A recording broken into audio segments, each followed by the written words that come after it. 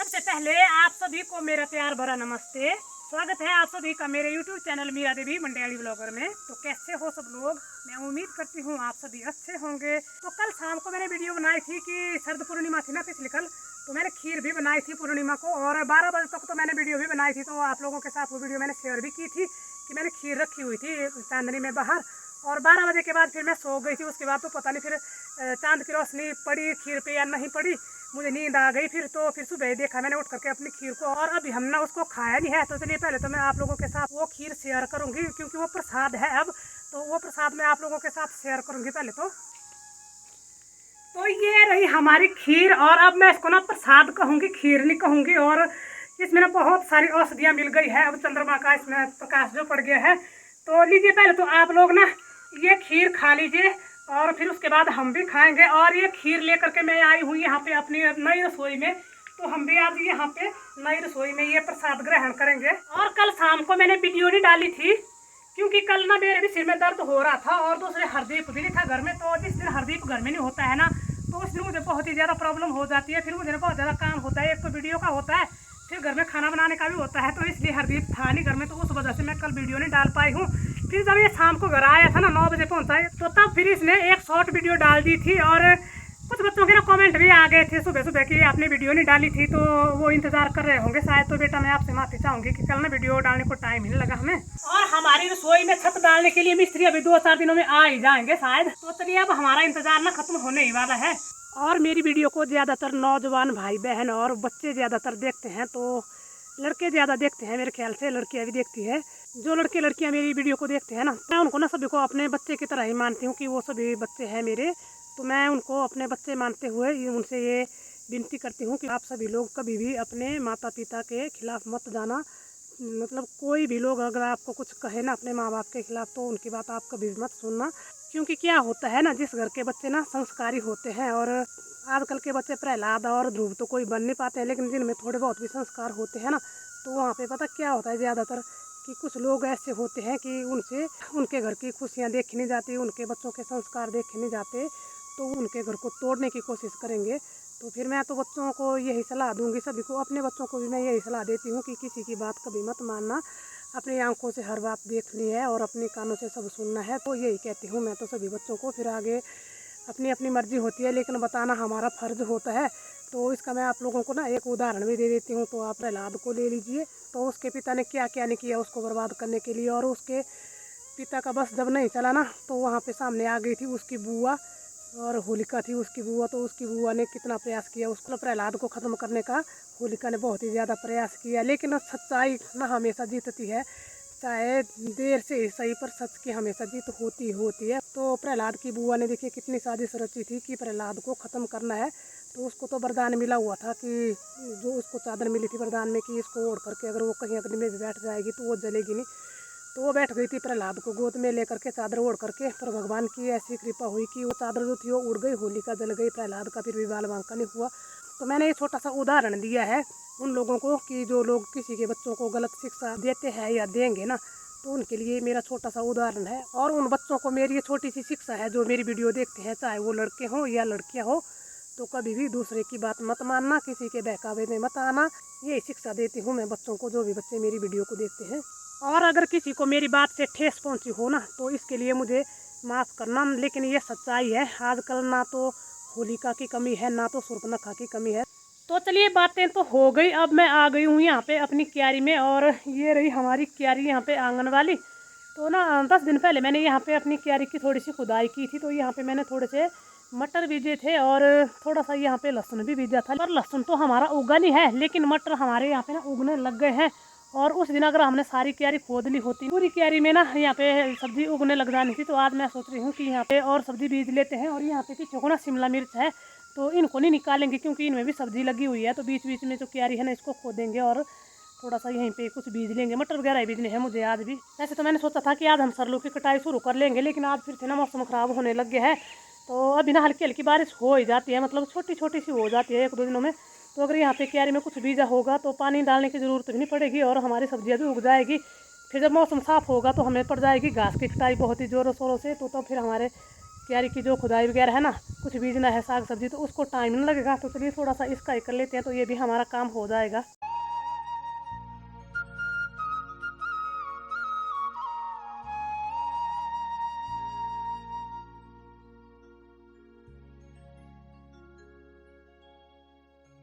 तो क्यारी की खुदाई करने से पहले हमने यहाँ पे क्यारी में जो घास वगैरह थी ना, उसको उखाड़ लिया है। और साथ में यहाँ पे हमने अपने आंगन के आगे यहाँ पे ना क्यारी पे थोड़ी सी रोक लगाई हुई थी, मतलब खंभे जैसे लगाए हुए थे, और तार लगाई थी, अपने पशुओं के लिए रोक लगाई थी। तो आज हमने उसको भी निकाल लिया है, और यहाँ पे खंभे बचे हैं 1-2 निकालने को, और तार को हरदीप ने निकाल लिया है। क्योंकि अभी ना हम अपना आंगन पक्का कराने वाले हैं, तो अभी तो आधा ही कराया है, लेकिन ये जो आधा यहाँ पे बचा हुआ है इसको भी पक्का कराना है। तो फिर यहाँ पे ये जो तारें लगाई हुई है ना, इनका कोई काम नहीं बचा है, क्योंकि पशुओं के लिए रोक लगाई हुई है। तो पशुओं को आजकल हम यहाँ पे आने नहीं देते हैं आंगन में, इनको पिछली तरफ से ही ले जाते हैं, ऊपर को अगर ले जाना भी होता है। और ये फिर आंगन में अच्छे भी लगते थे ये तारे जो है ना, तो तब इनको आज निकाल ही लिया है हमने। तो अब हम फटाफट से आंगन में जो क्यारी है हमारी ना, इसकी खुदाई करेंगे।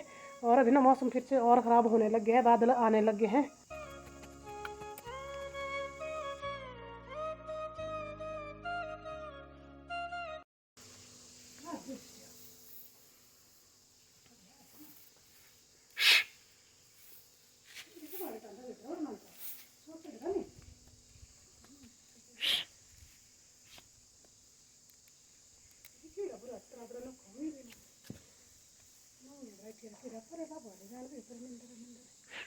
को पर पकड़ फोन पकड़, डर दीदा नहीं डरना तो दिले ना, डरो चले जान वेट खलवाई दे दो बड़ी घंटे बाद वेट करे तो बड़ी देर निकलना है। तो यहाँ पे हमने ना सामान रखा था कुछ धूप में सुखाने के लिए। मैं उस सामान को यहाँ से उठाने लगी और आंगन में रखने लगी, नीचे के आंगन में धूप है। तो यहाँ पे ना सांप का छोटा सा बच्चा था यहीं पे दरवाजे के बाहर में ही। तो मुझे ना डाउट हो गया कि आजकल पता नहीं हमें क्या हो गया है, और पता नहीं किसने क्या कर रखा है, कहीं जादू टोना है तो नहीं कर दिया। वैसे मैं इन चीज़ों पे विश्वास बहुत ही कम करती हूँ, लेकिन ना यहाँ पे आज फिर से सांप का बच्चा मिला। ये देखिए दरवाजे के बाहर ही बैठा था, जैसे मैंने यहाँ से सामान उठाया ना, वो सांप का बच्चा यहाँ पे बैठा हुआ था। फिर इसको ना हमने बाहर भगाया, और अभी कुछ दिन पहले कमरे में था हरदीप के बेड के नीचे, तो तब फिर मुझे डर लग गया सच में। वैसे मैं इन चीज़ों पे विश्वास कम ही करती हूँ। तो भगवान जी रक्षा करना सबकी। और ये सांप जो है ना, क्यों बार बार घर में आ रहे हैं, इनको भी दूर भगा करके ले जाना। और ये एक तो ना पिछले कल शरद पूर्णिमा भी थी, तो फिर मैंने ऐसा भी सुना है कि शरद पूर्णिमा की रात्रि को जो ओस गिरती है ना, उसको चाटता है सांप, और फिर अपने बिल में चला जाता है, और 1 साल के लिए वो प्यास से तृप्त हो जाता है, ऐसा सुना है मैंने। अब कितना सच है ये तो मैं भी नहीं जानती हूँ, तो पता नहीं ये वजह क्या थी, पर डर लग गया है सच में कि बार बार सांप निकल रहे हैं हमारे घर में।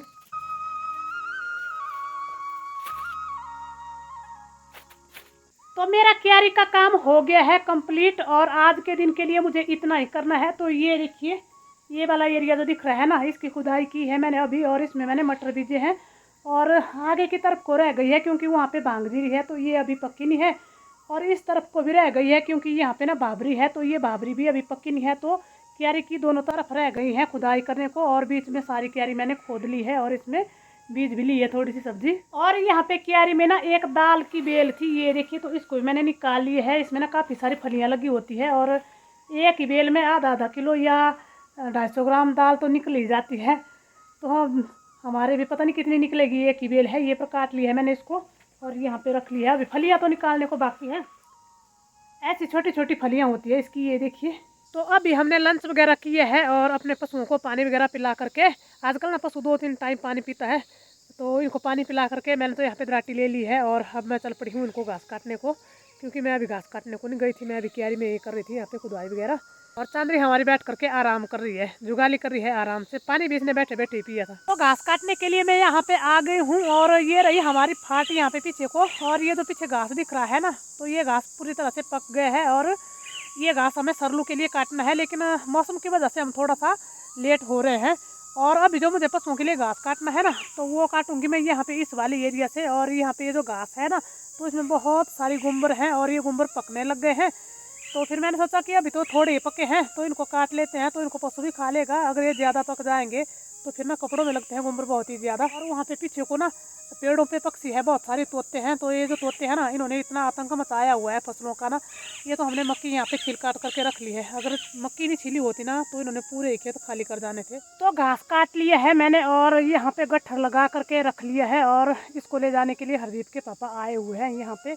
और शाम के ना 5:30 बज गए यहाँ पे हमें घास काटते काटते। और आज मौसम ख़राब है ना, तो ऐसा लग रहा है कि जैसे पीछे अंधेरा होने लग गया है। ऐसे अभी अंधेरा हुआ तो है नहीं। और मैं ले जा रही हूँ थोड़ी सी दरीड़े, क्योंकि ये काट करके रखी हुई थी ना यहाँ खेतों में, तो इसको ले जाना भूल गए थे हम। और अभी ले जा रही हूँ मैं इसको। और यहाँ पे घास है नीचे बहुत सारी ना, तो यहाँ पे रास्ता नहीं है चलने को। तो मैं बीच फाट में आई थी घास काटने को ना, और रास्ते अभी काटे नहीं है। तो अब जब सरलू काटेंगे ना तभी काटेंगे रास्तों का घास भी। और आजकल ना गुम्बर पके हुए हैं तो बुरी हालत हो जाती है गुम्बर से कपड़ों की। तो दरीड़ तो मैंने यहाँ पे इकट्ठी की हुई है, जो मैं थोड़ी थोड़ी करके रोज लाती हूँ ना, उसको यहाँ पे इकट्ठा कर रही हूँ।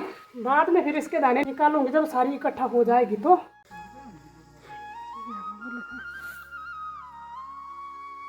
और घास रख दिया है यहाँ पे। और हमारी चांदरी और चंदू बंधे हुए हैं परे, तो अब इनको ना हम यहाँ पे बांधेंगे, क्योंकि इनको ना बार बार हम बदली करके बांधते हैं, कभी इधर तो कभी उधर। क्योंकि कई बार घास लकड़ियों वाला डालना होता है ना, तो कई बार छोटी घास डालनी होती है बारीक।